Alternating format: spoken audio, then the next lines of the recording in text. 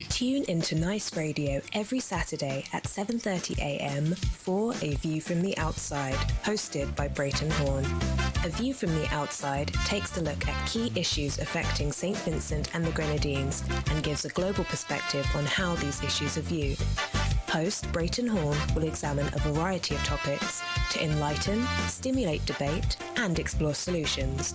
Hear the facts, hear the real-life stories, hear A View from the Outside. Join Brereton Horne at 7:30 a.m. every Saturday on Nice Radio for A View from the Outside. And we say a pleasant good morning to Mr. Brereton Horne, the man with a view from the outside. Good morning to you, Justin Douglas. How are you this morning? Nice, great, and wonderful. Although it's wet conditions we're experiencing this weekend, I would say. Wow. Let's hope that whilst you're wet, you're safe. Yes. We and just by you, I mean everyone in St. Vincent. Yeah, we just simply have the waters coming down, and not in torrents, but persistently, and we've been under flood watch since last evening, along with Barbados and I believe St. Lucia, Grenadines, and that environs. We hope that we do not experience much of a damage from the waters.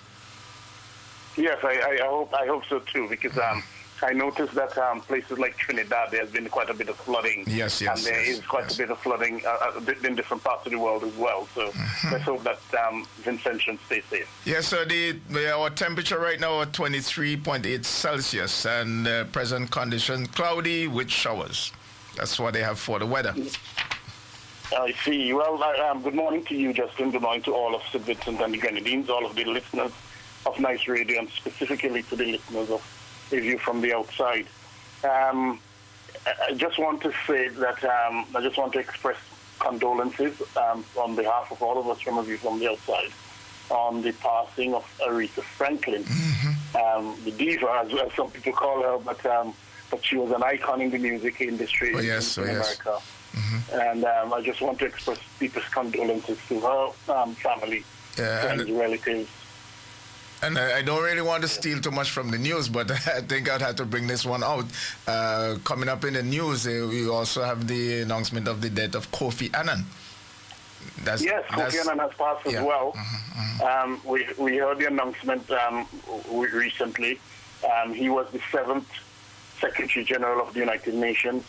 He spent 10 years, I believe, as Secretary General. And he too has made a significant impact, albeit in a different sphere, in terms of comparing to Aretha Franklin.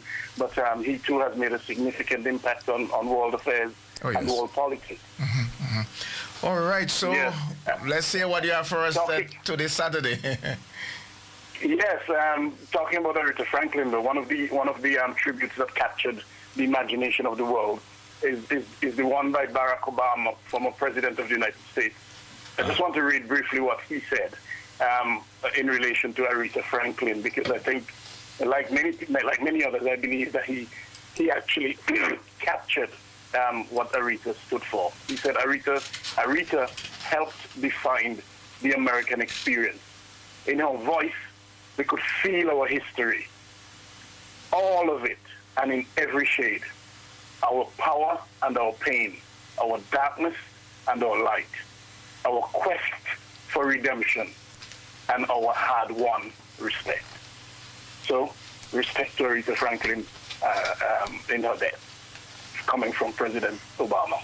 Yes, Justin, the temperature here is 68 degrees Fahrenheit, which is approximately 20 degrees Celsius. And it's cloudy, but the sun is staring through, so we don't have the kind of rain that you have mentioned.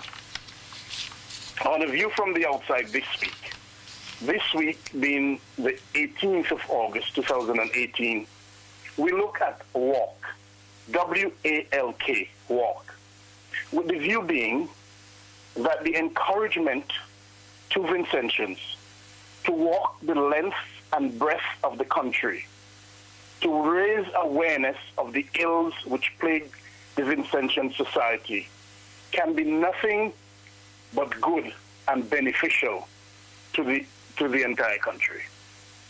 The Oxford Dictionary defines walk as guide, accompany, or escort someone on foot. And the Cambridge Dictionary defines walk as to go with someone to a particular place. For example, because you want to protect them from danger or show them the way. Today's program is inspired by an advertisement or an announcement which has been posted on social media within the last few days. The advertisement is put out by the New Democratic Party, the NDP. Through the announcement, the NDP is asking Vincentians from all walks of life and from every facet of society to join the party and its leader, to walk with them, join them and walk with them on two separate occasions. The first walk from Fitzhughes on the leeward side of the country, from Fitzhughes to Kingstown, is to take place on the 8th of September 2018. That journey is approximately 24 miles or 39 kilometers. And the second walk is from Fancy on the windward side to Kingstown, from Fancy on the windward side of the country to Kingstown. And that walk is advertised to take place the following week, which is September 15th, 2018. And that walk is slightly longer, is approximately 35 miles, or approximately 56 kilometers. The purpose of the walk, the NDP says, is to walk for jobs and to walk against crime. That kind of activity over the hills and valleys and the mountainous terrain of the country is, in and of itself, a mammoth one. There will no doubt be some sore bodies at the end of each activity, but the benefits or advantages will undoubtedly outweigh or compensate for the soreness. In addition to the physical health and mental benefits which the walk will bring, the purpose of the activity also has huge historical significance. It is a known fact that throughout history, people have walked or marched to raise awareness of issues which affect them and raise awareness of issues affecting the country.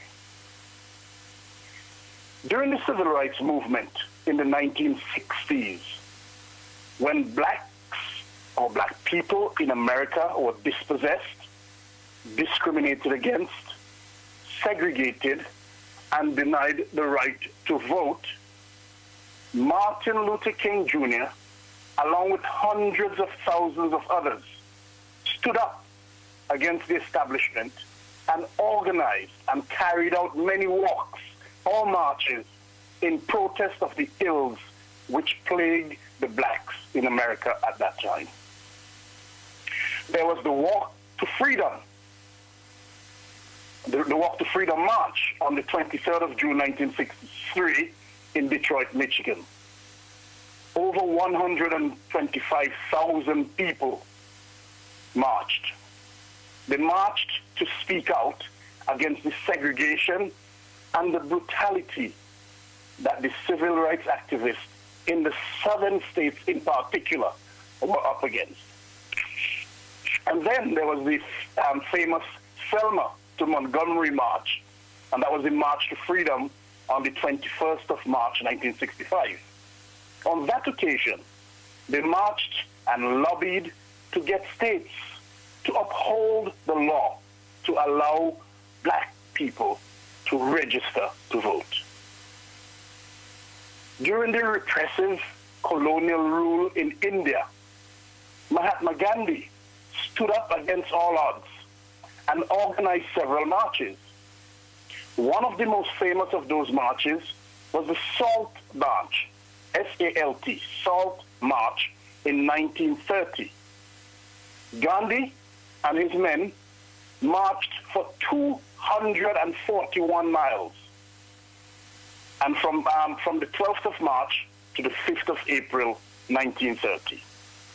They marched against the monopoly which the colonial British held over their salt mines and salt production. There was also bloody marches during apartheid South Africa.